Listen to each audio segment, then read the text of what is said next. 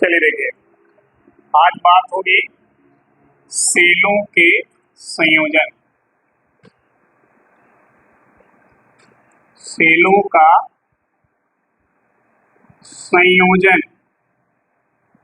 संयोजन मीन्स समझ रहे हैं क्या? जोड़ना, combination of cell, combination of cell. ठीक है। अच्छा, एक चीज देखिए, सेलों को जोड़ा क्यों जाए? सबसे पहला चीज, क्यों जोड़ा जाए सेलों को? क्या काम है सेलों को जोड़ने से? तो देखिए, सेल का काम होता है किसी भी विद्युत परिपथ में लगातार विद्युत धारा को प्रवाहित करना, यही उसका काम है। ठीक है। सेलों को जोड़ने की आवश्यकता इसलिए पड़ती है कि किसी परिपथ में धारा की प्रबलता को यदि बढ़ानी हो, धारा की प्रबलता को बढ़ानी हो, यानी धारा का मान बढ़ाना हो किसी परिपथ में, तो हम सेलों को जोड़ते हैं।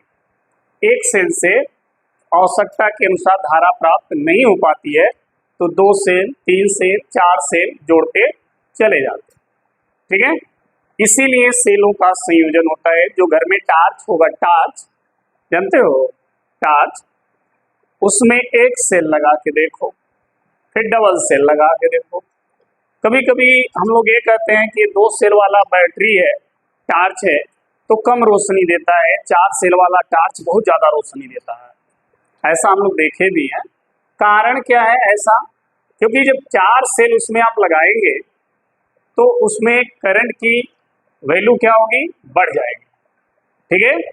उसमें जो सेल लगा हो, जो बल्ब लगा होगा, वो अधिक वोल्ट का करंट पाएगा और उसकी कैपेसिटी जो होती है बल्ब की वो भी अधिक होती है, तो वो ज्यादा लाइट आपको देगा। जब आप सेल कम लगाएंगे, ठीक है, एक सेल लगाएंगे या 2 सेल लगाएंगे, तो उसको कम वोल्ट की करंट मिलेगी, तो वो कम लाइट देगा। समझ आ रही है बात?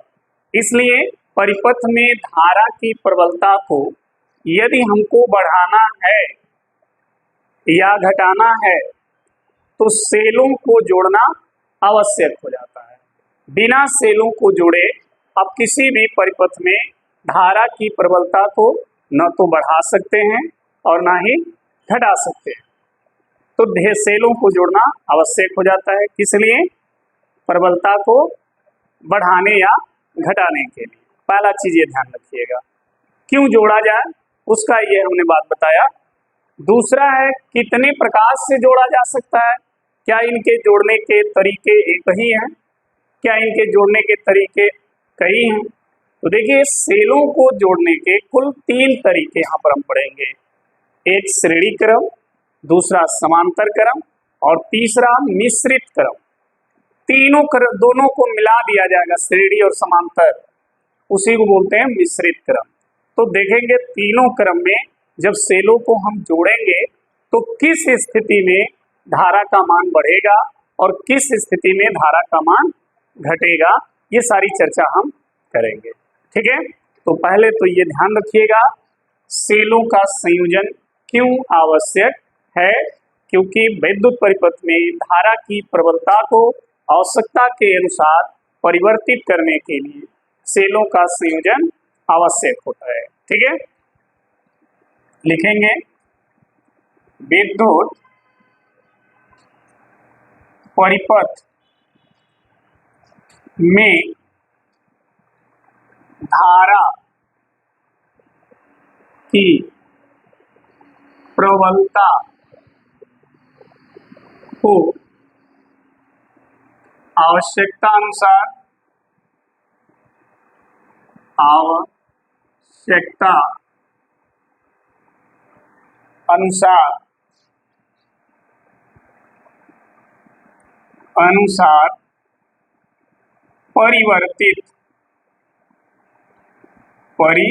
परिवर्तित करने के लिए सेलों का संयोजन क्या होता है?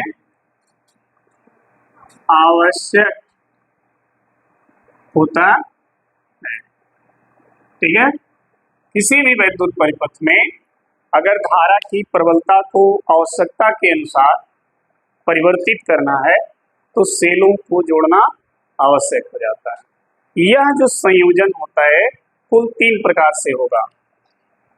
यह संयोजन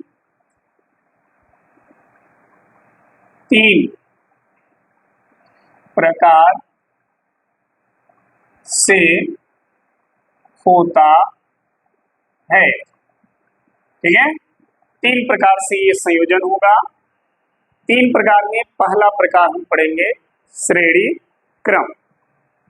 पहला संयोजन हम बात करेंगे वो है श्रेणी क्रम। ठीक है, सेलों को श्रेणी क्रम संयोजन में कैसे जोड़ेंगे, किस तरह जोड़े तो सेल श्रेणी क्रम में जुड़ जाएंगे। तो देखिए जितने भी सेल होते हैं, सेल देखिए हम यहाँ पर एवेरेडी की बात करें, ये एवेरेडी सेल है। ठीक, ये वाला इसका पॉजिटिव होता है और ये वाला नेगेटिव होता है, यही होता है। अगर इस सेल के इस नेगेटिव वाले टर्मिनल को किसी दूसरे सेल के पॉजिटिव वाले टर्मिनल से क्या करें, जोड़ दें। ठीक है, इसका पॉजिटिव और इसका नेगेटिव, फिर ये नेगेटिव हो गया, फिर हो गया।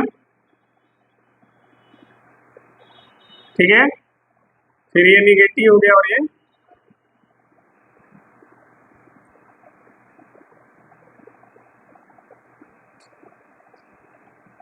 समझ में आई बात?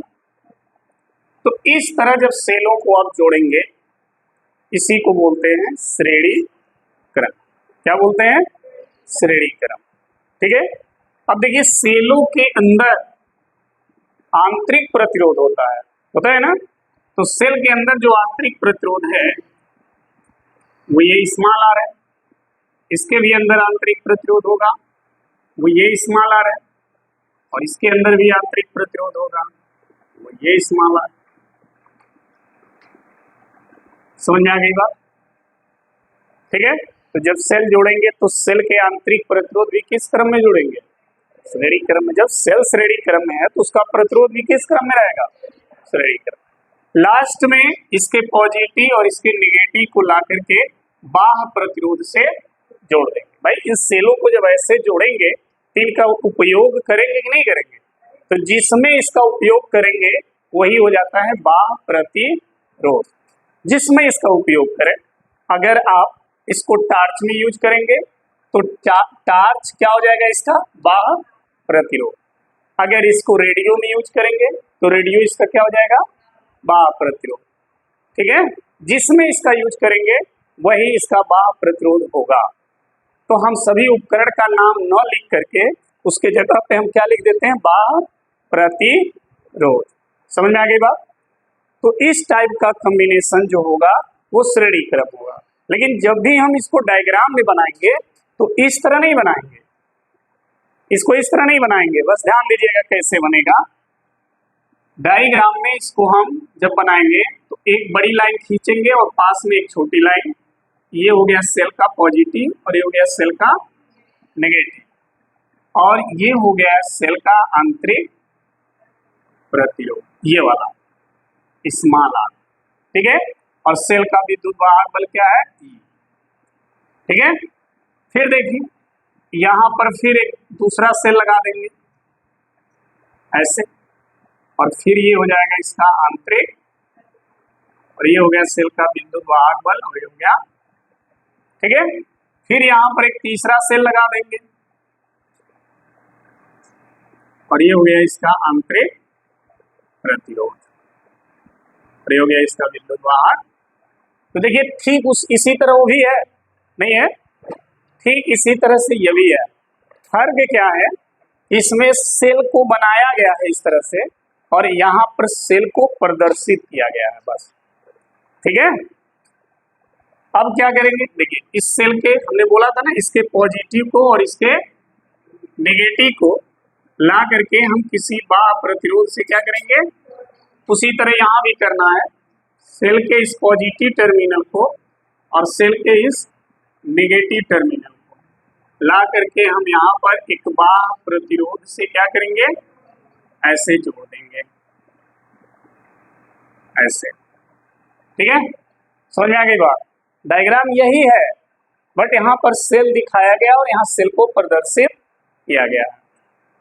ठीक है, अब देखिए, अब इसको हम इरेज कर दे रहे हैं नीचे वाले को। अब हो गया ये। ठीक है, अब देखिए इसको डॉट डॉट अगर हम करना चाहें तो कर सकते हैं, जैसे सेल को हमने ऐसे बनाया तो ना ऐसे ऐसे, उसी तरह आप चाहें तो इसको डॉट डॉट में कर दें या तो ऐसे ही रहने दें, कोई अंतर नहीं है। ठीक है, और ये हो गया बाह्य प्रतिरोध R। ठीक, तो इस तरह का अगर कॉम्बिनेशन कहीं पर है तो उसको क्या बोलेंगे, श्रेणी क्रम। यानी इस क्रम में पहले सेल के ऋण सिरे से अगले सेल के धन सिरे को जोड़ते चले जाते हैं। देखिए पहला सेल का ये ऋण है और दूसरे अगले सेल का धन जुड़ गया, फिर दूसरे सेल के ऋण को अगले सेल के धन से जोड़ दिया। तो इस तरह जब कॉम्बिनेशन करेंगे इसको हम क्या बोलेंगे, श्रेणी क्रम। ठीक है, लिखेंगे यहां पर, इस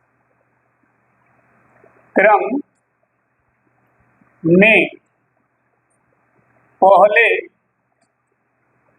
सेल के ऋण टर्मिनल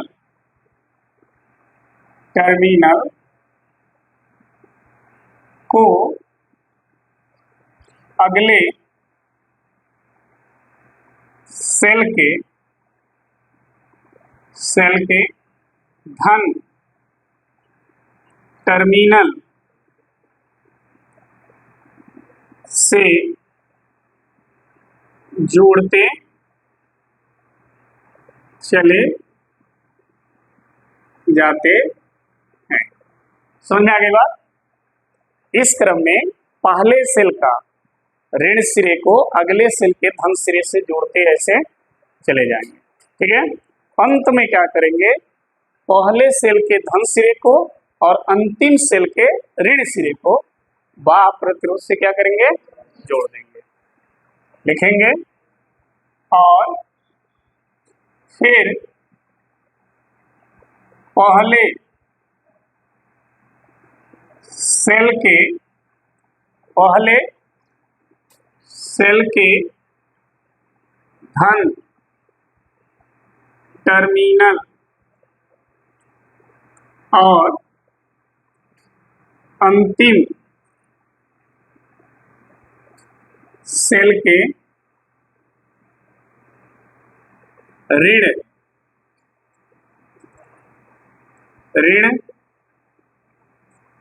टर्मिनल को बाह्य प्रतिरोध से क्या करते हैं, जोड़ देते हैं। बाह्य प्रतिरोध का मतलब किसी उपकरण से क्या करेंगे, जोड़ देंगे।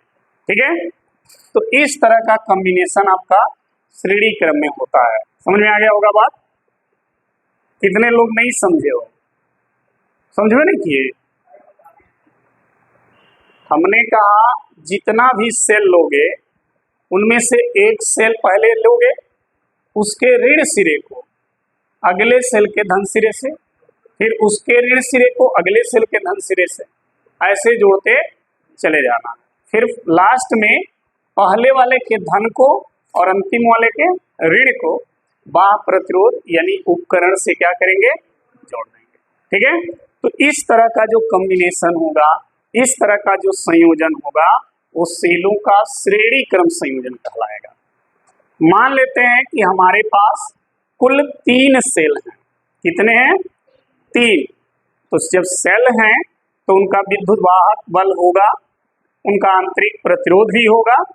ठीक है, तो लिखेंगे, ध्यान देना, माना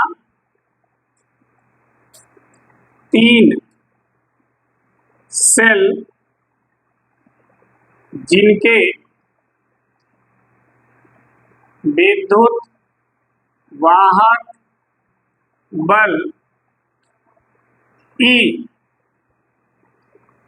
और आंतरिक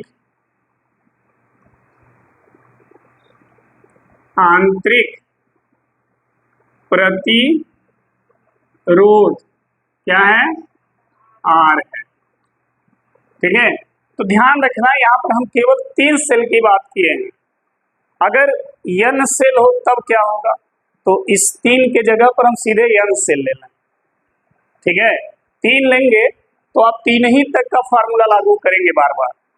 n लेंगे तो उसके लिए आप 4 cell, 5 cell, 10 cell, 50 cell, 100 cell भी ले सकते हैं। ठीक है, तो हम क्या करें, इसी डायग्राम को थोड़ा सा इसको बढ़ा दें आगे, डॉट डॉट कर दें बीच में। ऐसे डॉट डॉट का मतलब इसके बीच में और भी सेल लगे हुए हैं, और ये हो गया इसका nवां सेल जो सबसे लास्ट में है। ठीक है, ऐसे अब आपको समझ में आ गया होगा ये। ठीक है, ये हो गया E और ये हो गया। अब कुल कितने सेल हैं? n cell. तो जहां हमने 3 लिखा है वहां क्या लिखना है? माना n सेल जिनके विद्युत वाहक बल E और आंतरिक प्रतिरोध R। यानी सभी सेलों का विद्युत वाहक बल क्या है? E है, और सभी सेलों का आंतरिक प्रतिरोध क्या है? R है। ठीक है, और ये सब क्या है? श्रेणी क्रम में जुड़े हैं। जो वाह प्रतिरोध R से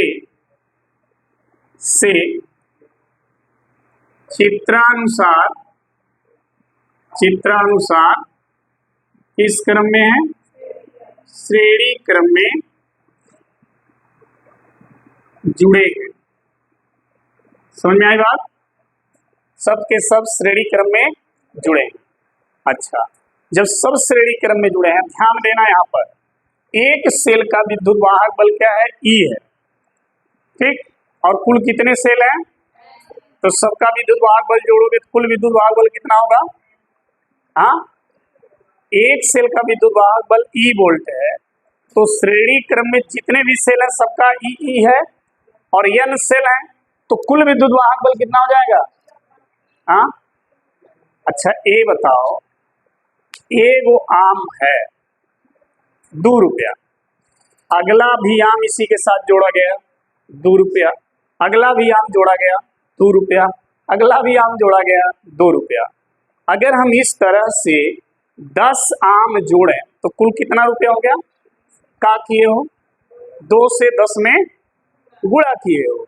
यहाँ पर आम के जगह E है, एक सेल का विद्युत वाहक बल E है और n सेल ऐसे जुड़े हैं, तो कितना हो जाएगा? En कहिए या Ne कहिए। समझ में आई बात? तो देखिए,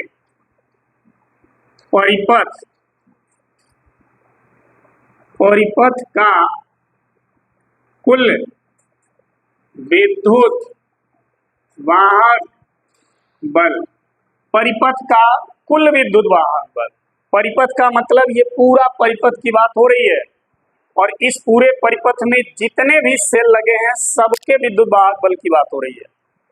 समझ में आया? तो कुल विद्युत वाहक बल कितना हो गया? वो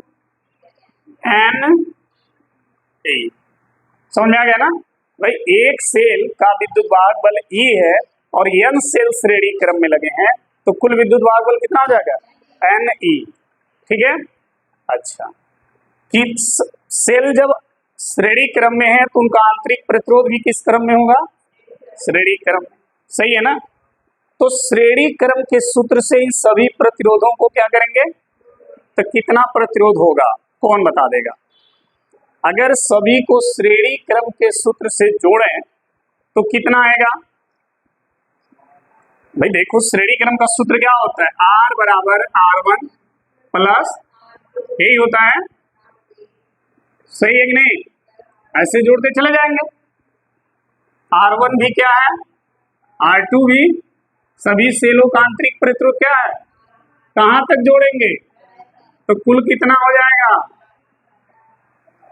NR नहीं हो जाएगा भाई, एक सेल का R है ना, तो N सेल का कितना हो जाएगा, NR, N बार जोड़ो, R R R R R N बार, तो NR, एक रुपया N बार जोड़ोगे तो क्या रुपया हुआ, N रुपया, एक रुपया 100 बार जोड़ोगे तो कितना होगा, एक रुपया 200 बार जोड़ोगे तो उसी तरह एक R को N बार जोड़ोगे कितना होगा।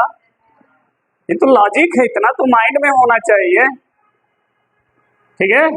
तो देखिए सेलों का कुल आंतरिक प्रतिरोध पहले निकालेंगे, सेलों का कुल आंतरिक क्या प्रतिरोध, सेलों का कुल आंतरिक प्रतिरोध क्या होगा, तो ध्यान देना, एक सेल का जब N है और सभी सेल श्रेणी क्रम में है तो कुल कुल आंतरिक प्रतिरोध हो गया था कितना, केवल आंतरिक प्रतिरोध हुआ है, समझिएगा, लिखा गया सेलों का कुल आंतरिक प्रतिरोध, मतलब केवल इनको जोड़ा गया है, इसको नहीं, ये भी तो प्रतिरोध है, इसको नहीं जोड़ा गया है, केवल सेलों का कुल आंतरिक प्रतिरोध जोड़ा गया है और वो है NR। लेकिन जब बात करेंगे परिपथ का कुल प्रतिरोध तो परिपथ में ये भी आ जाएगा, ये भी जुड़ जाएगा, तो अब लिखेंगे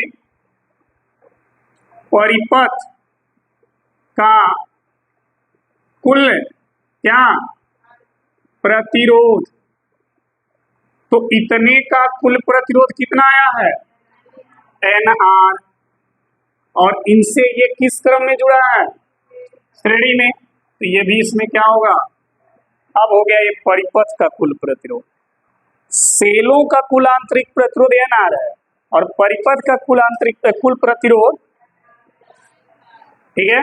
अब परिपथ का कुल विद्युत वाहक बल, तो धारा कितनी होगी, सभी सेल मिल करके कितना धारा इसमें प्रवाहित करेंगे उसी का मान निकालना है, क्योंकि हमको धारा ही तो जानना है, ये धारा की प्रबलता को कैसे बढ़ाएंगे, सेलों को क्यों जोड़ा गया है, धारा की प्रबलता को आवश्यकता अनुसार परिवर्तित करने के लिए, मतलब धारा की प्रबलता बढ़ेगी कि घटेगी, इसीलिए न जोड़ा गया है। तो धारा का मान निकालेंगे और फिर देखेंगे कि धारा की प्रबलता बढ़ रही है कि घट रही है, किस क्रम में, श्रेणी क्रम में। तो देखिए धारा कितनी होगी, देख लेना, दिख रहा है ना, हाँ बस छोड़, यहां आ जाओ, अब यहां देखना ध्यान से, परिपथ में प्रवाहित धारा,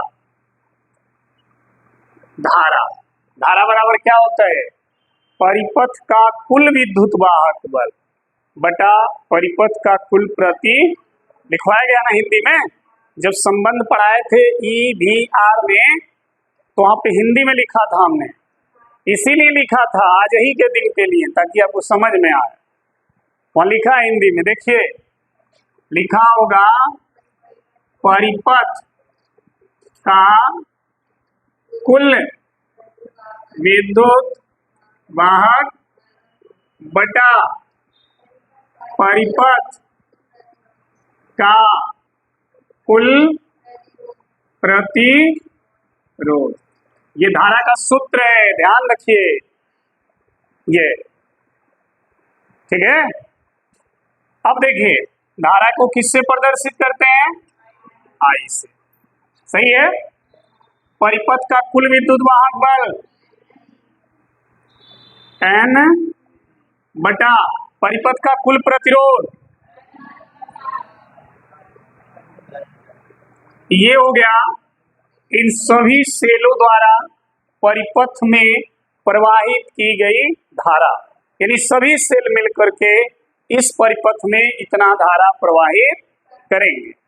अब ये धारा अधिक कब होगा और ये धारा कम कब होगा, ये समझिएगा।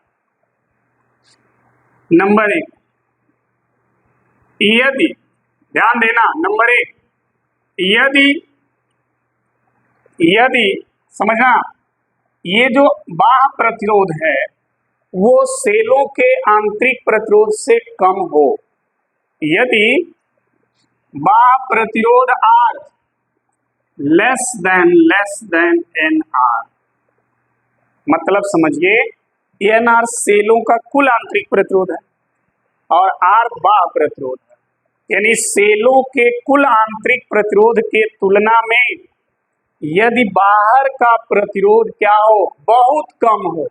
डबल लेस देन का मतलब बहुत कम, और जब कोई राशि बहुत कम हो जाए तो उसको समीकरण से क्या करते हैं, छोड़ देते हैं, उसको छुटवा छोड़ देते हैं, हटाओ इसको, जीरो नहीं मानेंगे, ध्यान रखना।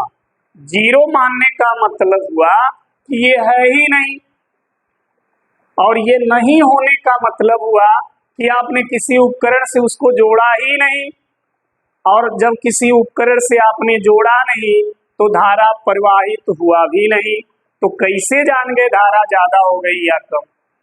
समझ में आई बात? तो R को हम जीरो नहीं मानेंगे, उसको क्या करेंगे, छोड़ देंगे। क्या करेंगे, छोड़ देंगे। ठीक है, ये ध्यान रखना, नहीं कह देना सर जी जीरो मान लिए हैं, जीरो नहीं मानेंगे, उसका मान आंतरिक प्रतिरोधों के तुलना में बहुत कम है, इसलिए धीरे से उसको हटा दिया, छोड़ दिया। ठीक है, तो जब यदि इस कैपिटल R बाह्य प्रतिरोध सेलों के आंतरिक प्रतिरोध के तुलना में बहुत कम हो जाए तो ये जो सूत्र है, इस सूत्र में से कैपिटल R को क्या करेंगे, हटा देंगे। तो I बराबर कितना बचेगा बच्चा, NE बटा NR, ये बचेगा। अच्छा ध्यान दो, N से N तो I बराबर E बटा R, समझना इस चीज को, E बटा क्या हो जाएगा, R। E क्या है, एक सेल का विद्युत वाहक बल, और R क्या है, एक सेल का, यही है ना, मतलब इस सभी सेल मिल करके एक सेल के बराबर धारा दे रहे हैं, तो क्या फायदा है इतना सेल जोड़ने का, एक ठो जोड़ो। समझ में आ गई बात? इतना सेल को जोड़ने से कोई मतलब है जब सब सेल मिलके एक ही सेल के बराबर धारा दे रहा है, तो सबको हटाओ, एगो लगाओ, काम चलाओ। ठीक, समझ में आ गई बात? ये तब होगा जब सब सेलों का कुल आंतरिक प्रतिरोध बाह्य प्रतिरोध से अधिक होगा, या बाह्य प्रतिरोध आंतरिक सेलों के प्रतिरोध से क्या हो, कम हो। अगर है मान छोटा हो गया इन सेलों के आंतरिक प्रतिरोधों से, तो सभी सेल मिल करके एक सेल के बराबर धारा देंगे। क्लियर है ना? यहां लिख देंगे, देखना ऐसे लिखते जाना ऐसे, ठीक है। अब इसके नीचे यहां लिखेंगे, इस स्थिति में कौन सी स्थिति में, जब बाहर का प्रतिरोध सेलों के आंतरिक प्रतिरोध से क्या हो, बहुत कम हो, ऐसे स्थिति में सभी सेल मिलकर एक, अरे डरा दीजिए, एक सेल के बराबर क्या करेगा, धारा प्रवाहित करेगा,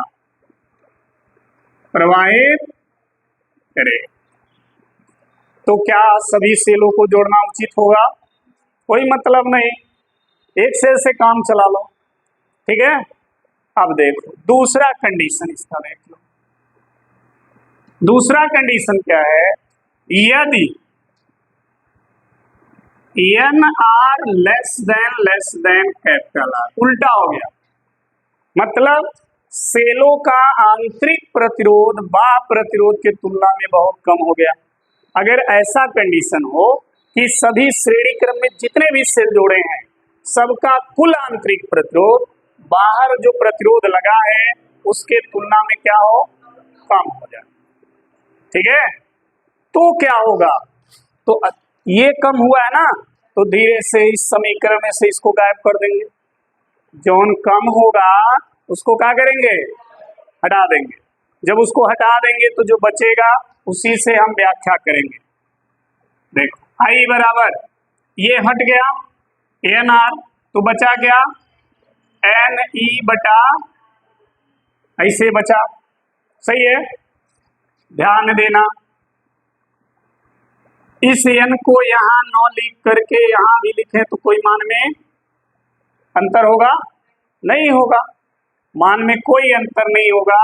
चाहे ई के साथ एन को लिखो या ई से आगे एन को लिखो, मान नहीं बदलेगा, वही रहेगा। अरे भाई 2 गुणे 4 लिखो या 2 गुणे 4 लिखो, बदल जाएगा का, हाई कितना होगा और हाई कितना हो जाएगा 16, ये उतना रहेगा। ठीक है, चले देखिएगा यहाँ पर। अब यहाँ समझो ई क्या है, एक सेल का विद्युत वाहक बल, और आर क्या है, बाह्य प्रतिरोध। क्या है, बाह्य प्रतिरोध। ठीक है, तो विद्युत वाहक बल बटा प्रतिरोध, विद्युत वाहक बल बटा क्या होता है, धारा। क्या होता है, और वो किसकी धारा होती है, एक सेल की। किसकी धारा, एक सेल की। तो देखिए जब सभी सेल इस कंडीशन में जुड़ेंगे कि सबका आंतरिक प्रतिरोध बाहर के प्रतिरोध से कम हो जाएगा, तो धारा कितना गुना बढ़ गई, n गुना। नहीं हो गई, भाई एक सेल का धारा है और उसमें n से क्या हो गया, गुणा हो गया, यानी धारा कितनी हो गई, n गुनी हो गई।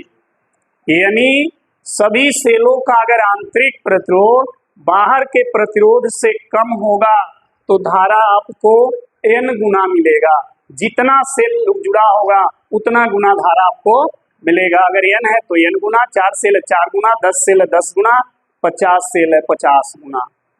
जितना सेल होगा उतना गुना धारा आपको मिलेगा। तो बताओ इस कंडीशन में हमको फायदा होगा कि नहीं होगा। इस कंडीशन में सेलों को जोड़ने से हमें धारा की प्रबलता बढ़ेगी कि घटेगी, बढ़ जाएगी। ठीक है, तो बस धीरे से ही लिख देना है, इस स्थिति में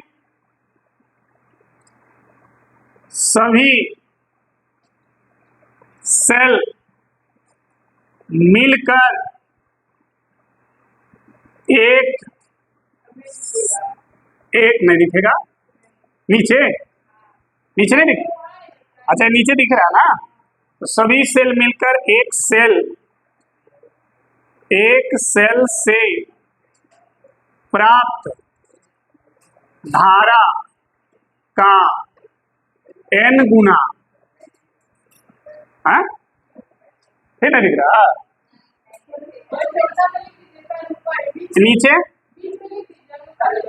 n गुना धारा प्राप्त होगा। ठीक है, सभी सेल मिल करके एक सेल से जो धारा देंगे उसका n गुना धारा प्राप्त होगा। तो अब हमको आप बताएं किस स्थिति में सेलों को जोड़ना चाहिए श्रेणी क्रम में।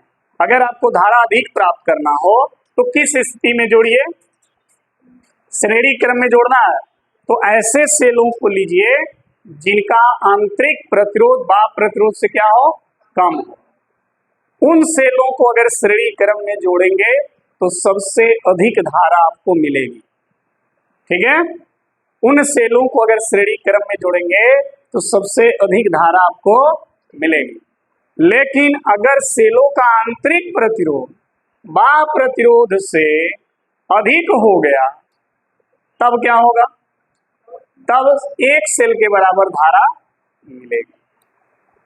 मतलब सेल के अंदर की जो रुकावट है अगर वो रुकावट कम हो जाए, ठीक है, तो धारा आपको अधिक मिलेगा, और वो रुकावट अगर ज्यादा हो जाए तो धारा आपको कम मिलेगा। सिंपल सी बात। तो जब भी धारा अधिक लेना हो और सेलों को श्रेणी क्रम में जोड़ना हो तो ऐसे सेल लीजिए जिसका आंतरिक प्रतिरोध क्या हो, बहुत कम हो, और उन सेलों को श्रेणी क्रम में जोड़िए तो धारा सबसे ज्यादा आपको मिलेगी।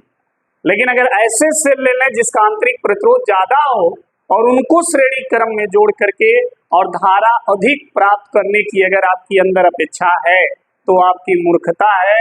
सब मिलके 21 सेल के बराबर धारा देंगे। क्लियर है ना, तो नोट कर लीजिए।